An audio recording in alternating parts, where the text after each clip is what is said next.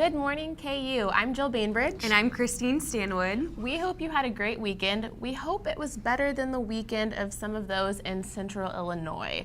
Don't know if you guys have heard, but yesterday an F4 tornado came through central Illinois and completely wiped out some of those small towns. It's devastating news. It's horrific. It is so sad. I'm from central Illinois, so it hit about 20 miles north of my house. So we thankfully missed it. If you see on the map, I'm in Bloomington, and that little town Peoria, up to the northwest of it, it hit in between those two towns and just absolutely devastated the area. One of the most affected towns was Washington, Illinois. You're seeing that right there.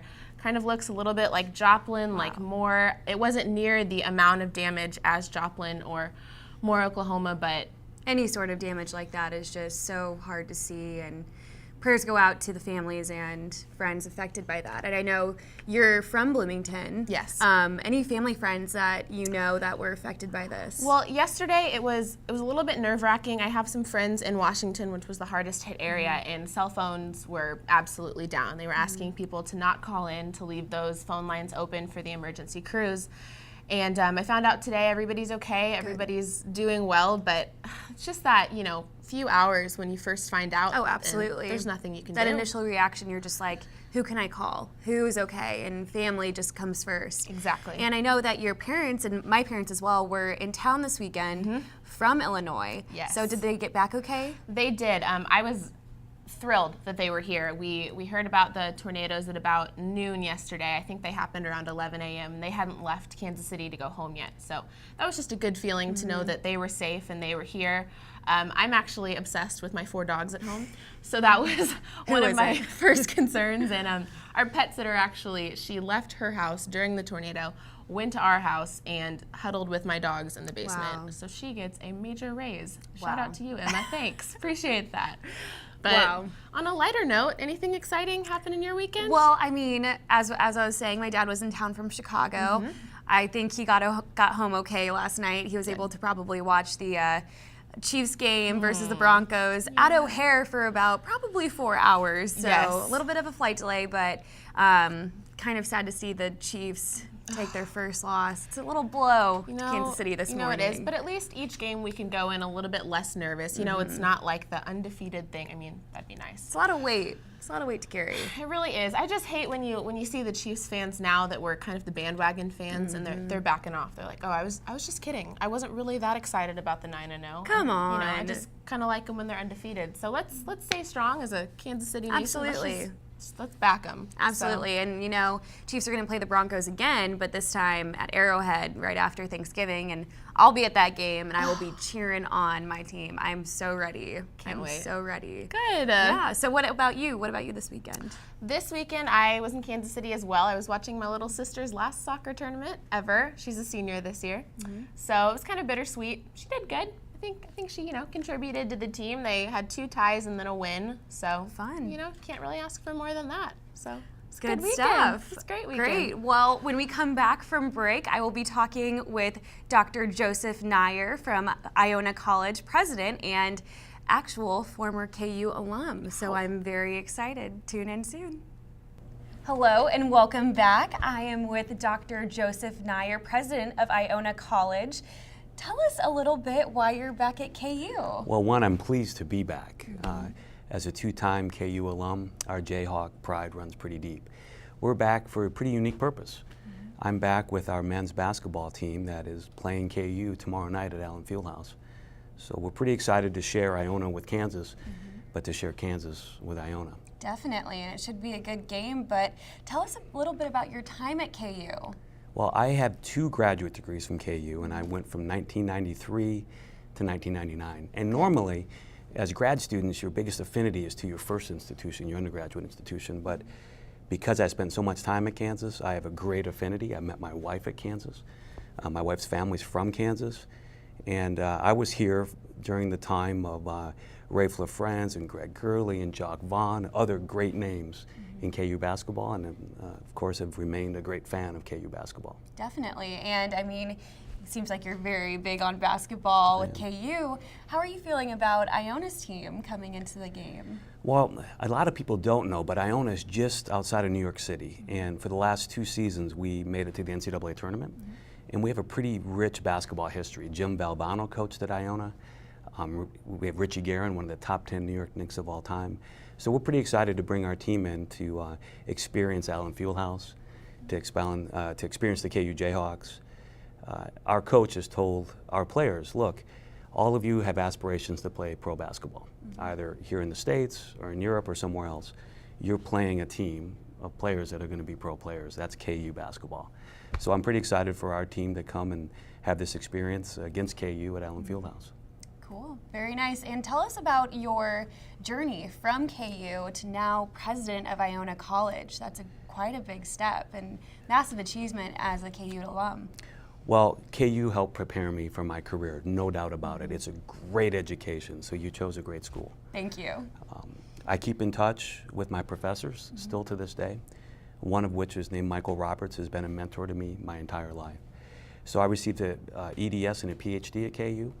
I went on to practice as a psychologist, to teach in universities, including Harvard Medical School, Baylor University, University of Chicago, University of Illinois at Chicago. And I knew I was going to be a college president, and it was really about trying to find the right fit. And when I stepped onto Iona's campus, which is in New Rochelle, so it's about 15 miles north of Central Park. Okay. We're very close to New York City, and New Rochelle is on the ocean.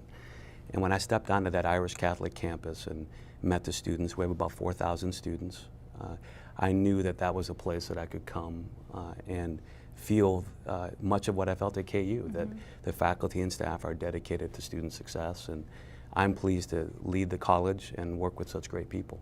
That's so great. And you were telling me some of your students are going on to do amazing internships and amazing opportunities either during their time at Iona or after. Tell us a little bit about that. Yeah, 2 things. Our alums are concentrated in large part in New York City, so they aggressively support our students.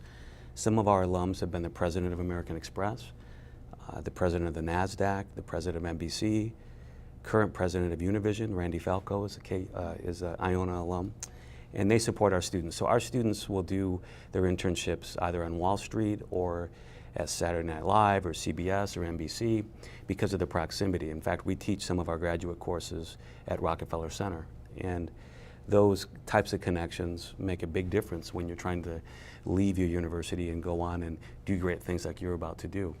So our motto at Iona is move the world, and we think there are many ways to do it, in service to one another, but also from doing great things in your career and coming back to support your alma mater, which is what I like to do. So I see KU's chancellor probably once or twice a year. She comes out to New York on fundraising trips, and I attend those fundraisers and spend time with her. And I think that you have a great chancellor here. It's amazing to see what's happened since I went to school here. And I also want to salute the football team that had a big win on Saturday. They did. It was fun. We were at that game, very pleased to see that. Now, you weren't one of the ones to tear down the goalpost, were you? No, I tried to stay away from that, although I saw that in the paper the next day. They put it in the pond, if I'm not mistaken, Yes, right? they did. Old tradition, but Old tradition. I don't know. After that first one, it's like, maybe we shouldn't keep doing that.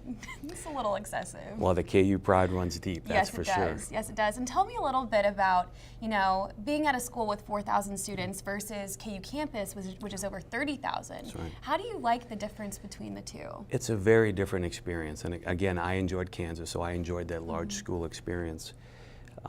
Leading a smaller college, although we had these 21 Division I sports, it's a different, I know our students well. They come to my office hours. I know our basketball team. When I'm in one of the commons having lunch, they'll come over to the table and say hello. I know them by their first names. So it's a more intimate environment, which is different, and I think both have their values. Obviously, I think highly of KU and spend so much time here, but I also see that there's a place for small private colleges to do great things for students, and I'm pleased to be part of Iona's history to do great things for students. That's great. And you'll be at the game on Tuesday. What are your expectations for Iona or KU coming in? Well, a number of things. My family and I live on our campus. So my children, who range in ages from 1 to 12, go to the games. And so my children will be at this game as well. And they're big supporters of Iona College basketball, but they also cheer for KU when they're not playing Iona. Good. So our expectations for the game are to see one of them, the nation's marquee players, Wiggins for Kansas. We're excited to see that. You're going to see one of the top 10 three-point shooters in the country, Sean Armand. I suspect Kansas will try to shut him down pretty early. He has the all-time college record for Madison Square Garden. Had a breakout game as a sophomore, scored 30 points against Siena in the Garden. So I'm excited to see the face-off. We've played Kansas before. The series rests at 2-1. Obviously, Kansas, much bigger school and has a marquee class.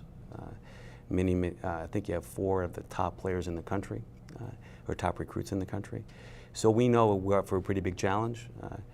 But this small school out of New York City is pretty excited to be in Kansas playing at Allen Fieldhouse. Definitely. Okay, so as a final note, any predictions, any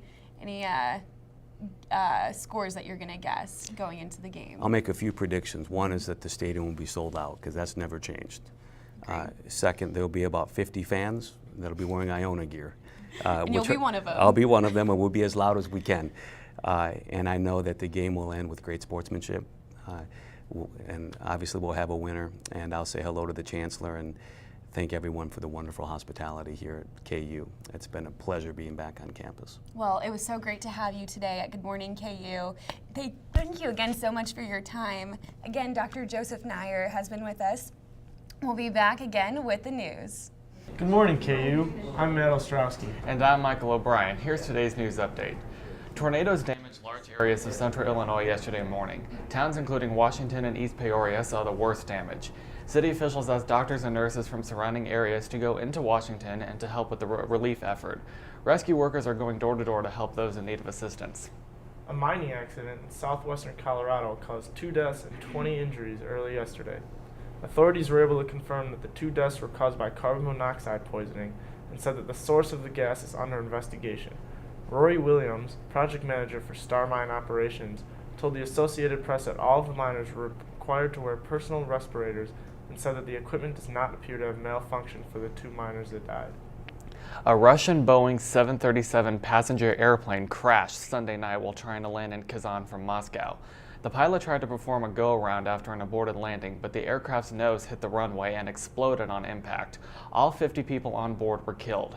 Russian President Vladimir Putin has ordered the government to investigate the crash, and for now, the Kazan airport is closed until further notice. Consumers in North America bought more than 1 million PlayStation 4s within its first 24 hours on sale.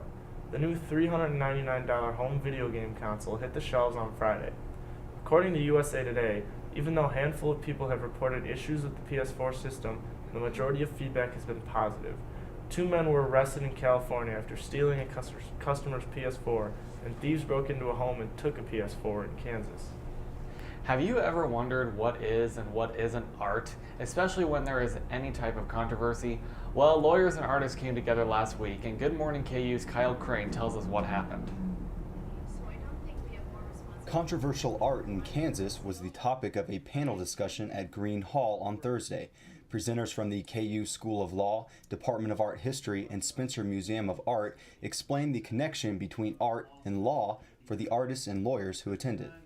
The most important aspect of a conversation like this is to enlarge your point of view beyond your own assumptions. A discussion like this, I think, begins to reveal not only art, but also the law as an interpretive process. KU law professor Mike Couch says presenters of controversial art on public property need to understand the values of the community where the artwork is displayed. The administrators of the presentations of these works of art have to be ready for the protest, and ideally will try to educate those who are protesting about the First Amendment values that support presenting the art in the first place. I'm Kyle Crane with Kansan Media.